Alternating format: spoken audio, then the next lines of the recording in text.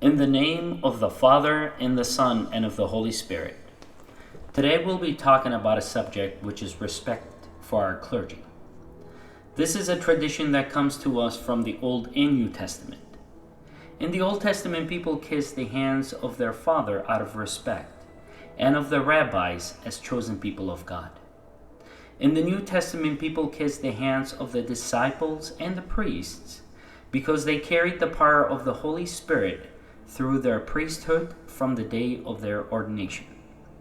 Another reason for the faithful kiss the priest's hand was because they used their hands to distribute the Holy Communion.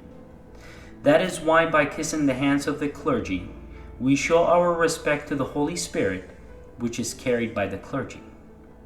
Kissing the hands of the priest has nothing to do with the personality or character of the person who is clergy. That is another kind of respect. Especially we must kiss the hands of the bishop, who carries the apostles' succession. We never shake hands with the clergy. By doing so, we express that we do not recognize his power of forgiving sins and blessings, which is clearly written in the gospel. So in doing so, we do not believe in Jesus Christ's teachings.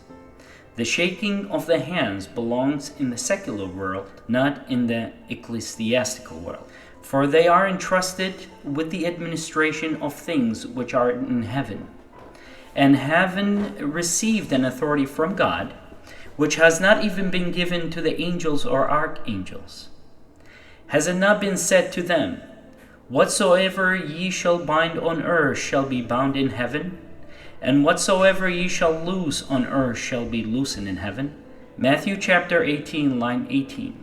They who rule on earth have indeed authority to bind.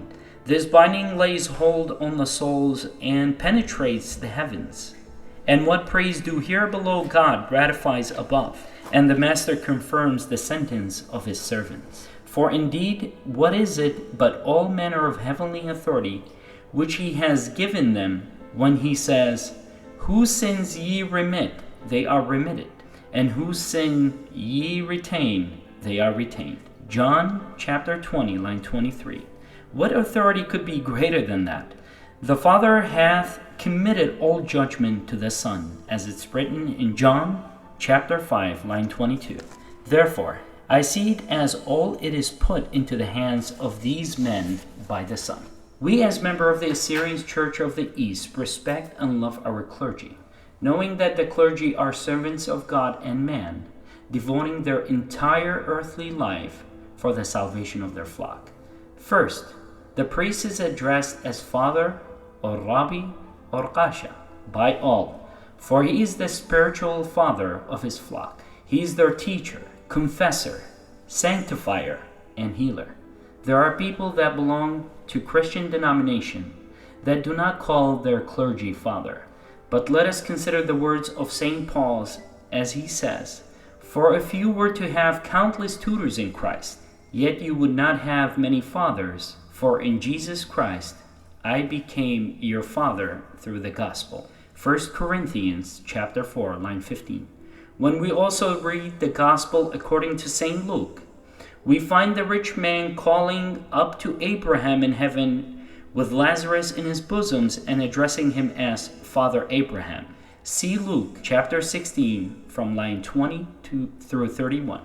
Abraham responds, "Was not. Do you not realize that only God the Father is to be called Father?"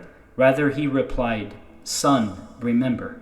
Second of all, when people greet their priest, they kiss his hand as an expression to respect, as recognition of this priesthood, and as a veneration to the holiness of his sacred office and duties. The fact that the priest handles the Holy of Holies, that is the body and blood of Christ, when he offers the divine liturgy, is recognized by Orthodox and Catholic people alike throughout the world as a great and awesome privilege.